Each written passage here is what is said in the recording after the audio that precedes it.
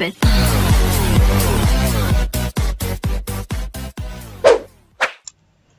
Assalamualaikum warahmatullahi wabarakatuh. Selamat pagi anak-anak ibu sekalian. Bagaimana kabar kalian hari ini? Semoga semuanya dalam keadaan sehat ya. Oke, sudah siap untuk belajar IPA hari ini?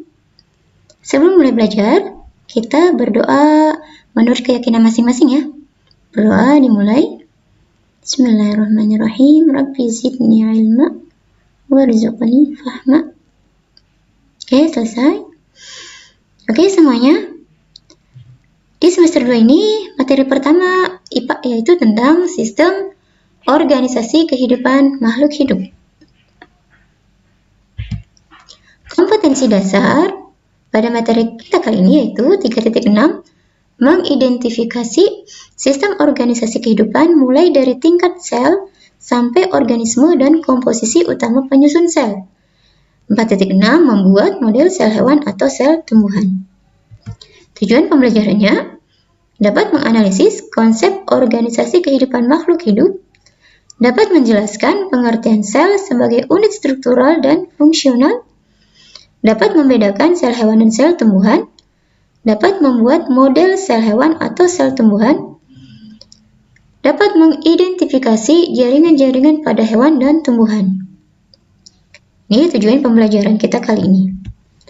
Nah, peta konsep pada materi kita kali ini yaitu tentang organisasi kehidupan. Dalam kehidupan, di sini punya namanya struktur kehidupan.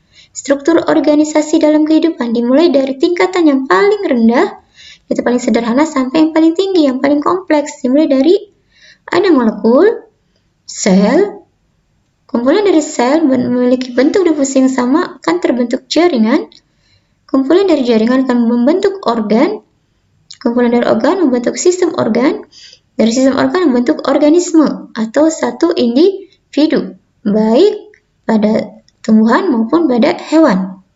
Nah, ini struktur organisasi kehidupannya dimulai dari yang terendah sampai yang tertinggi. Sel, jaringan, organ, sistem organ, dan organisme. Nah, kita masuki apa sih itu sel? Pengertian sel menurut para ahli di sini diungkapkan oleh pertama Robert Hooke pada tahun 1665. Robert Hooke di sini mendefinisikan sel sebagai ruangan-ruangan kecil yang dibatasi oleh dinding. Hal tersebut dikatakan oleh Hooke usai melakukan penelitian sederhananya terhadap sebuah gabus dengan menggunakan mikroskop sederhana. Kedua, Matthias Sladen dan Thomas Swan pada tahun 1839 menyimpulkan bahwa sel merupakan unit terkecil penyusun tubuh makhluk hidup. Jadi bisa disimpulkan bahwa secara umum pengertian sel adalah unit terkecil secara struktural dan fungsional yang menyusun tubuh makhluk hidup. Sel pada struktur organisasi kehidupan di sini dibedakan ada sel prokariota dan sel eukariota. Bedanya adalah kalau sel prokariota adalah sel yang terdapat pada organisme bersel satu atau sel tunggal, atau kita sebutnya uniseluler. Pastinya ukurannya sangat kecil sekali karena tidak kelihatan. Harus menggunakan alat bantu berupa mikroskop. Karena ukurannya 0,1 sampai 5 mikrometer. Nah, ciri khas sel prokariota itu adalah selnya tidak memiliki membran inti. Nah, sedangkan kalau sel eukariota adalah terdapat pada sel organisme multiselular atau bersel banyak yang dimiliki oleh tumbuhan, hewan, fungi atau jamur, dan yang lainnya. Ya, ukurannya 10 sampai 100 mikrometer. Nah, ciri khas yang membedakan dengan prokariota adalah memiliki membran inti. Jadi, bedanya sel prokariota dengan eukariota adalah kalau prokariota tidak memiliki membran inti, kalau sel eukariota memiliki membran inti. Oke, bisa dipahami sampai sini ya. Nah, di sini gambar perbedaan sel prokariota dan eukariota. Kalau sel eukariota ada sel hewan dengan sel tumbuhan. Kalian bisa lihat dari gambarnya, dari bentuknya ya. Di dalam sel, setiap dalam sel punya namanya organel-organel sel yang memiliki bentuk dan fungsinya masing-masing. Kalian perhatikan nama-nama organel selnya, ada membran sel, ada sitoplasma, dinding sel, retikulum endoplasma, ada lisosom, vakuola, mitokondria, nukleus, nukleolus, badan Golgi, kloroplas. Nah, kalau sel prokariota di dalamnya punya inti tapi tidak memiliki membran. Membran inti sel. Nah, sekarang kita perhatikan gambar dari organ-organ selnya. Mulai dari membran sel.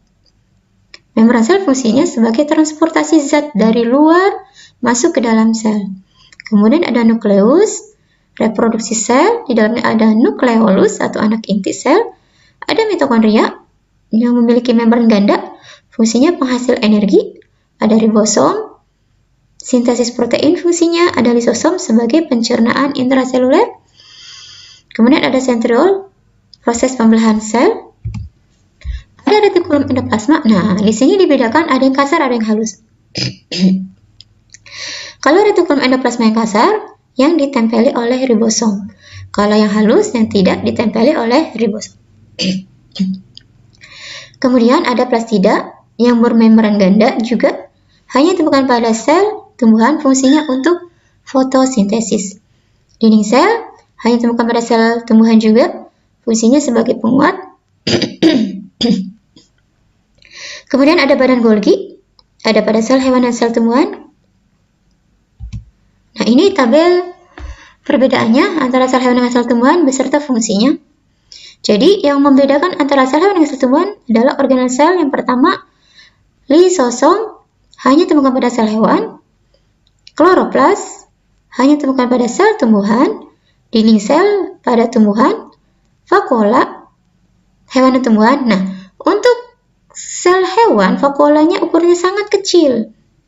Dan ini fungsinya berbeda dengan sel tumbuhan. Kalau sel hewan fungsinya untuk mencerna makanan dan pengeluaran zat sisa. Contohnya pada amoeba. Kemudian kalau pada tumbuhan fungsinya sebagai penyimpan zat alkaloid. Contohnya minyak asiri, kafein, tein, atau zat-zat alkaloid yang lainnya. Dan semuanya disimpan di vakuola. Dan ukurannya juga sangat besar kalau pada tumbuhan. Kemudian ada sentriol, hanya ditemukan pada sel hewan. Fungsinya untuk pembelahan sel. Nah, ini perbedaan antara sel hewan dengan sel tumbuhan. Bisa dipahami sampai sini ya? Oke, lanjut. Setelah kalian pelajari sel, nah di sini kita masuk ke jaringan. Jaringan itu apa? Jaringan adalah kumpulan sel yang memiliki bentuk dan fungsi yang sama. Untuk jaringan sendiri dibedakan ada jaringan tumbuhan dan jaringan hewan. Nah, untuk jaringan tumbuh sendiri dibedakan ada 4, ada jaringan epidermis, jaringan parenkim, jaringan penguat atau penyokong, dan jaringan pengangkut. Untuk jaringan epidermis sendiri termasuk ke dalam jaringan paling luar, berarti dia melindungi, ya, jaringan pelindung. Terdapat di mana? Di akar, batang, dan daun. Kemudian jaringan parenkim, fungsinya sebagai penyimpan cadangan makanan, atau sebagai tempat bagi jaringan lain. Kemudian jaringan penguat atau penyokong dibedakan ada korenkim dan sklerenkim. Kemudian ada jaringan pengangkut, ada silem dengan floem. Silem fungsinya mengangkut air dan unsur hara dari akar menuju daun, sedangkan floem berfungsi mengedarkan hasil fotosintesis dari daun ke seluruh tubuh tumbuhan. Nah, ini jaringan-jaringan pada tumbuhan. Nah, ini adalah tabel nama jaringan dan fungsinya. Ada meristem untuk pembelahan sel ya, kalau meristem pada tumbuhan ya,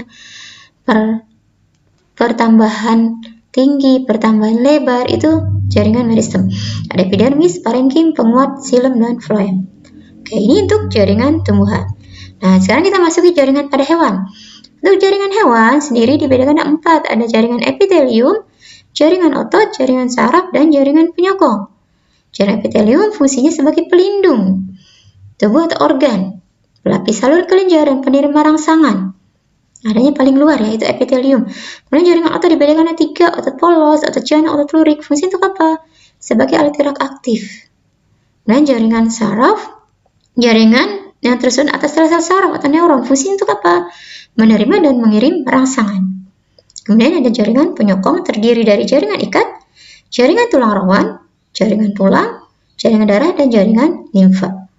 Nah, itu adalah nama-nama jaringan beserta fungsinya pada hewan. Nah, ini tabel nama jaringan dan fungsinya pada hewan. Epitelium, otot lurik itu pada rangka ya, menggerakkan tubuh secara sadar. Otot polos adanya di saluran pencernaan. Otot jantung memompa darah karena adanya di jantung. Ada saraf, tendon juga. Ada ligamen penghubung antar tulang. Dan di jaringan tulang, darah. Darah sendiri kan terdiri ada sel darah merah, sel darah putih, keping darah. Kemudian ada limfa ya untuk menguat lemak dan pertahanan tubuh. Oke anak-anak, itu adalah nama-nama jaringan pada hewan beserta fungsinya. Oke semuanya bisa dipahami untuk materi kita pada pertemuan ini. Kita membahas tentang sel dan jaringan. Oke semuanya, semoga semuanya bisa dipahami dan diaplikasikan dalam kehidupan sehari-hari. Nah, yang terakhir adalah di sini tugas kalian nantinya untuk membuat model sel hewan atau sel tumbuhan dari bahan sederhana. Nanti tugasnya secara rinci kalian bisa lihat di Google Classroom ya. Sesuai dengan jadwalnya. Kalian bisa lihat cara pembuatan model sel hewan maupun sel tumbuhan di halaman YouTube ini. Kalian bisa catat ya link YouTube-nya. Nanti kalian kerjakan tugasnya sebagus mungkin dan seinovatif mungkin dari kalian. Terima kasih semuanya atas perhatiannya. Selalu jaga kesehatan. Sampai ketemu di pertemuan berikutnya. Terima kasih. Assalamualaikum warahmatullahi wabarakatuh.